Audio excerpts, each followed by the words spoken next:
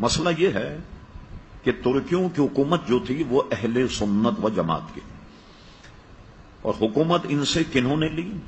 یہ آل سعود اور آل شیخ۔ آل سعود سے مراد یہ بادشاہ ہیں جو چل رہے ہیں، اور ٹیک اوور کرنے کے بعد انہوں نے اس کا نام ہی سعودی عرب اس لیے رکھا، اس کا نام سعود تھا جس نے حملہ کر کے مسلمان حکومت لی۔ آل شیخ جو ہیں یہ آل شیخ محمد بن عبد الوہاب کی اولاد، یہ آل شیخ کہلاتے۔ انہوں نے کیا کیا کہ حرم شریف پر حملہ کرنے سے پہلے ایک معاہدہ کیا۔ معاہدہ یہ ہوا کہ ہم مل کر کے کعبے پر اور مدینہ شریف پر حملہ کریں، جب ہماری حکومت بن جائے تو یہ ہمارا معاہدہ ہے کہ آل سعود تو ان کے ہاتھ بادشاہت ہوگی، حاکم یہ ہوں گے، اور آل شیخ جو ہیں ساری مذہبی معاملات کو یہ ڈیل کریں گے، ان کی قضات ہوگی، ان کے قاضی ہوں گے، امام ان کے ہوں گے، مدرسے ان کے ہوں گے، محدث ان کے ہوں گے، مفتی ان کے ہوں گے۔ یہ دونوں میں یہ معاہدہ ہوا، اور اس معاہدہ ہونے کے بعد انہوں نے مدینہ منورہ پر چڑھائی کی، مکہ مکرمہ پر چڑھائی کی۔ جو حضرات سعودی عرب میں کوئی بہت خاص عزیز ان کے رہتے ہیں اور ہوں باخبر، سعودی عرب نے چند سال پہلے اپنا 100 سالہ جشن منایا تھا، 100 سالہ جشن۔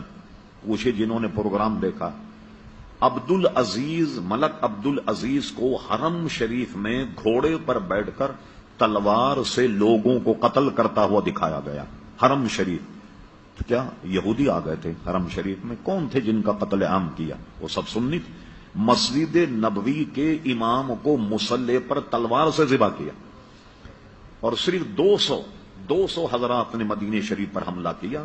میں سن 77 میں پہلی مرتبہ مدینہ شریف گیا، قطب مدینہ حضرت اللہ مولانا ضیاء الدین صاحب مدنی رحمت اللہ علیہ کے یہاں 40 دن رہا، معاملات سنتا رہا، تو انہوں نے بتایا کہ صرف 200 آدمیوں نے حملہ کیا تھا مدینہ شریف، اور وہ اتنے پکے دیندار سنی تھے ترکی کہ جب انہوں نے حملہ کیا انہوں نے ہتھیار ڈال دی، اور یہ کہہ کر ہتھیار ڈال دیے کہ حرم رسول میں ہم قتل نہیں کریں گے۔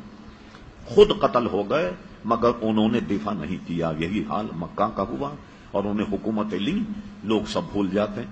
ہوا یہ کہ حکومت لینے کے بعد سب سے پہلا کام کیا کیا انہوں نے؟ یہ بات ہے 1925 کے بعد کی 29 تک اور 30 تک ان کا آپریشن مکمل ہوا۔ جنت البقیع پر بلڈوزر چلائے، گیتی اور پھاوڑے سے جنت البقیع کے شاندار مزارات اکھیڑ کر پھینکا، اہل بیت کے مزارات اکھیڑ کر پھینکے۔ سب سے شاندار مزار جنت البقیع میں حضرت عثمان غنی رضی اللہ عنہ کا تھا۔ اس کے اینٹ پتھر الگ کر کے اس کو زمین بوس کیا۔ پھر اس کے بعد جناب انہوں نے جنت مالا کا قبرستان جو ہے اس کو زمین بوس کیا۔ یہ سارے مزارات انہوں نے ڈھا دیے، اور اس وقت کے نزدیک کہتے تھے کہ یہ گنبد خضرا جو ہے یہ صنم اکبر ہے، سب سے بڑا بت یہ، معاذ اللہ گنبد خضرا کو سب سے بڑا بت تصور کرتے تھے، لیکن ان کو وہ شہید کرنے میں قادر نہیں ہو سکے۔ جب انہوں نے جنت البقیع جنت مالا کو اٹھایا تو یہ اس زمانے کی بات ہے جب مولانا محمد علی جوہر، علامہ عبد الحامد بدایونی، علامہ عبد العلیم صدیقی، ایک صحافی تھے جن کا نام ریاض الحسن ریاض حسین تھا۔ آج سے کوئی 30 سال پہلے اخبار جنگ میں ان کا انٹرویو چھپا تھا۔ یہ وہ وقت میں شامل تھے جو ہندوستان سے سعودی عرب میں احتجاج کرنے کے لیے آئے کہ بھئی ہندوستان کے مسلمان وغیر منقسم ہندوستان تھا جسے پاکستان میں ہندوستان، انہوں نے احتجاج کیا، اور احتجاج کرنے کے بعد ان سے سعودی حکومت نے وعدہ کیا کہ ہم یہ دوبارہ بنائیں گے۔